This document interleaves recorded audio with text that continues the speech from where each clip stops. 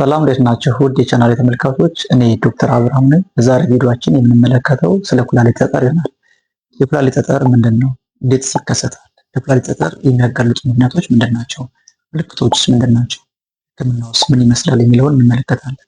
ቪዲዮውን እስከ መጨረሻ መከታተላችሁን አትርሱ። የኩላሊት ጠጠር ስሙ እንደሚያመለክተው ኩላሊት ላይ የሚፈጠር ጠጠር ነው። ይህ ጠጠር ሃርድ ዲፖዚትስ ኦፍ ሚነራልስ ኤንድ ሶልትስ ነው። ከሚነራሎች እና ከሶልቶች የተገነባ ጠጠር ነው የኩላሊት ጠጠር የምንለው። እንዴት ነው የሚፈጠረው የሚለውን እንመልከት። ሰውነታችን ከምንበላው ምግብና ከምንጠጣው አስፈላጊ የሆኑ ነገሮችን ኒውትሪንቶችን አብዞርብ ማድረግ አበቃ ወደ ተለያዩ ሰውነታችን ክፍሎች ታሰራጫለች። የማያስፈልጉትን ወይም ጎጂ የሆኑትን ቶክሲክ የሆኑትን እንዲሁም ኤክሰስ የሆኑትን ደግሞ ታስወግዳለች። ታዲያ ጎጂ የሆኑትን ቶክሲክ የሆኑትን ወይም ደግሞ ኤክሰስ የሆኑትን በማስወገድ ደረጃ የአንበሳውን ድርሻ የሚወጡት ሁለቱ የሰውነታችን ክፍሎች ጉበታችንና ኩላሊታችን ናቸው። የመጀመሪያው ማጣራት ደም ንጹህ እንዲሆን ሚና የምትጫወተው ጉበታችን ነች። ወደ እርሷ የደረሳትን በደም አማካኝነት ወደ እርሷ የደረሳትን ታጣራለች፣ ትለያለች። ጎጂ የሆኑትን ቶክሲክ የሆኑትን ትለያለች። በሰገራ በኩል መወገድ ያለበትን ወደ አንጀት ትልካለች። በሽንት በኩል መወገድ ያለበትን ደግሞ ወደ ኩላሊት ትልካለች ማለት ነው። ከዛም ሁለተኛውን የማጣራት ወይም የመጨረሻውን የማጣራት ስራ የሚሰራው ደግሞ ኩላሊታችን ይሆናል። ኩላሊታችን በደም አማካኝነት ወደ እርሱ የሚደርሰውን ደም ያጣራል። ካጣራ በኋላም ይለያል። ከዛም ጠቃሚ የሆኑትን በደም አማካኝነት ወደ ሰውነታችን ተመልሰው እንዲዘዋወሩ ያደርጋል። ጎጂ የሆኑትን ወይም ደግሞ ኤክሰስ የሆኑትን ነገሮች ደግሞ በሽንት አማካኝነት ከሰውነታችን እንዲወገዱ ያደርጋል። ታዲያ ይህ ከሆነ ጠጠሩ የሚፈጠረው እንዴት ነው? በምን ሁኔታ ነው የሚለውን እንመልከት።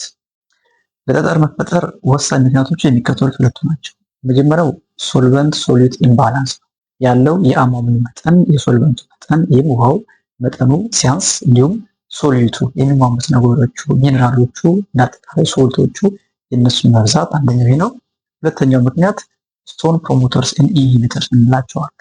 በእነዚህ መካከል ኢምባላንስ መፈጠር ፕሮሞተሮቹ ጠጠር እንዲፈጠር የሚያበረታቱ ናቸው። እነ ሳብስታንስ ማትሪክስ ይመስላል። ስለዚህ የነዚህ መብዛት እና ኢንሂቢተርስ የምንላቸው ደግሞ ጠጠር እንዳይፈጠር የሚያደርጉ ናቸው። እነ ሲትሬት ማግኔዥየም የመሳሰሉ የነዚህ ማለት ስለዚህ ኢምባላንስ ቢትዊን ስቶን ፕሮሞተርስ ኤንድ ኢንሂቢተርስ ኤንድ ኢምባላንስ ቢትዊን ሶሉት ኤንድ ሶልቨንት በአጠቃላይ ለጠጠር መፈጠር ዋነኛ ምክንያት ይሆናሉ ማለት ነው። ስለዚህ ጠጠሩ እንዴት ነው የሚፈጠረው?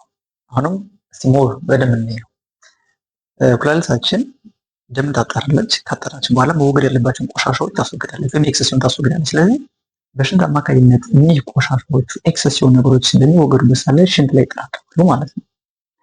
ስለዚህ መጠናቸው ከበዛ እነ ካልሽየም፣ ፎስፌት፣ ዩሪክ አሲድ፣ ኦክዛሌት የመሳሰሉት ሚኒራሎቹ፣ ሶልቶቹ፣ ሌሎችም መጠናቸው ከበዛ እና የአሟሙ የውሃው መጠን ካነሰ እኒህ ሳብስታንሶቹ ሚኒራሎች እና ሶልቶቹ እርስ በርሳቸው በመያያዝ ስቲክ በማድረግ ጠጣር ነገር ይፈጥራሉ።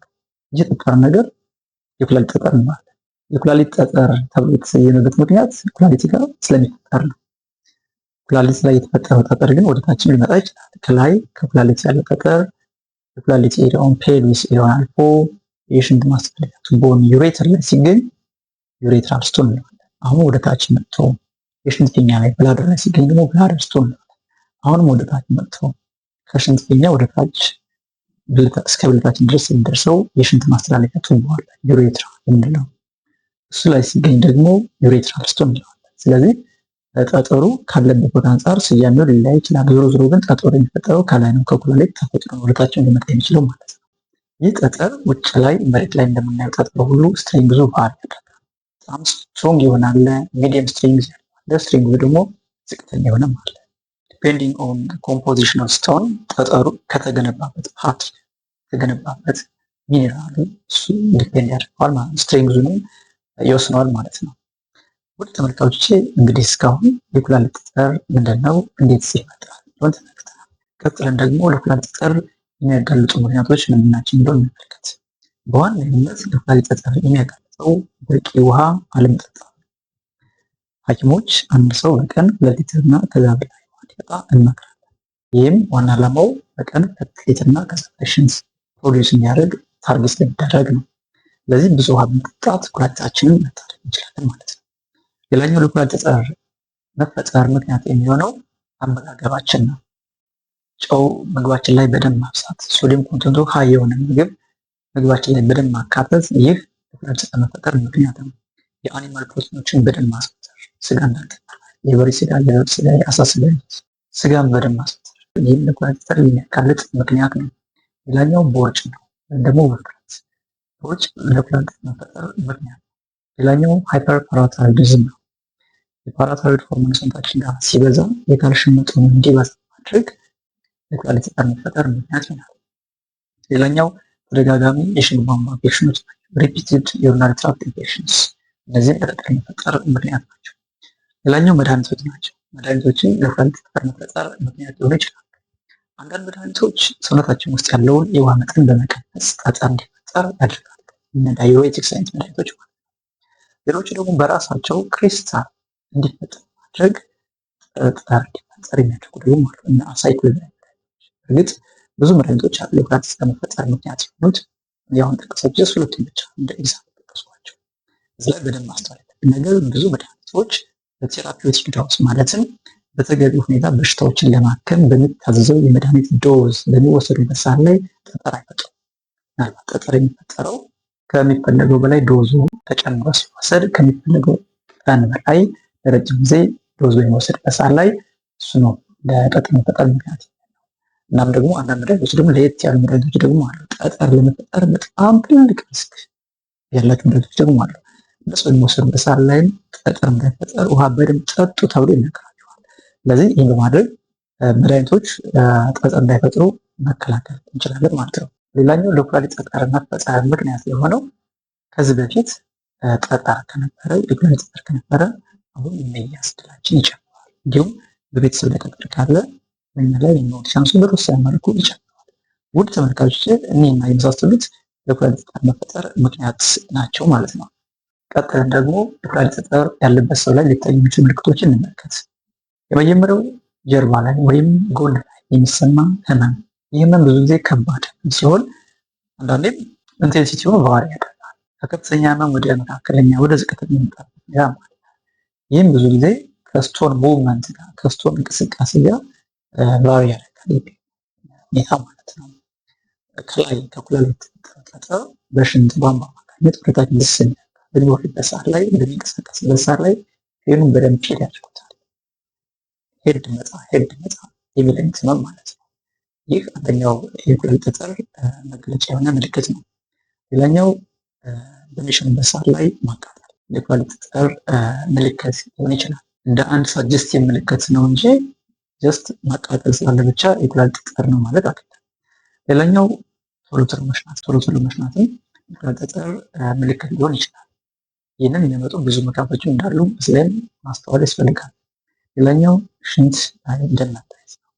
የሽንት መልኩ ኮካኮላ መምሰል፣ ሻይ መምሰል እንዲሁም ደም ሲወጣ ማየት፣ አጠቃላይ ሽንት ላይ ደም መታየት የኩላሊት ጠጠር ምልክት ሊሆን ይችላል።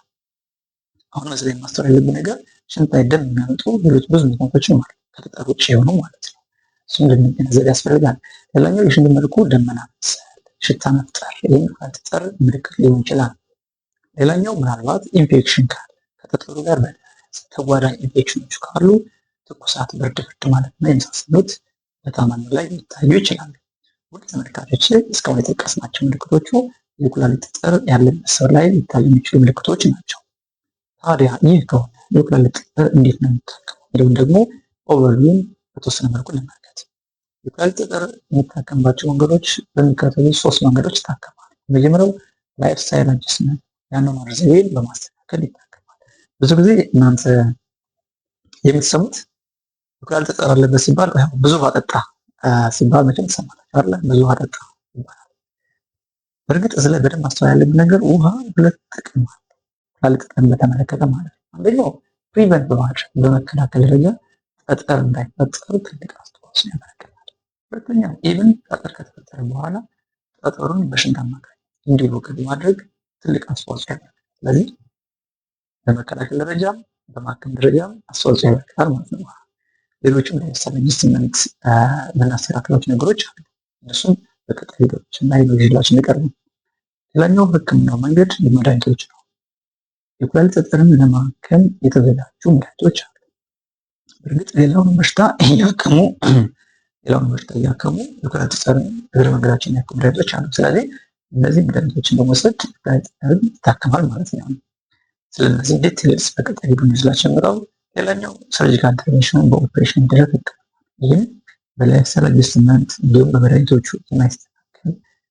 የማይታከም የኩላሊት ጠጠር ከሆነ እንዲሁም ሰርጂካል ኢንተርቬንሽን ወይም ለኦፕሬሽን የሚያበቁ ሌሎች ምክንያቶች ካሉ በኦፕሬሽን አማካኝነት ጠጠሩ ይታከማል ማለት ነው።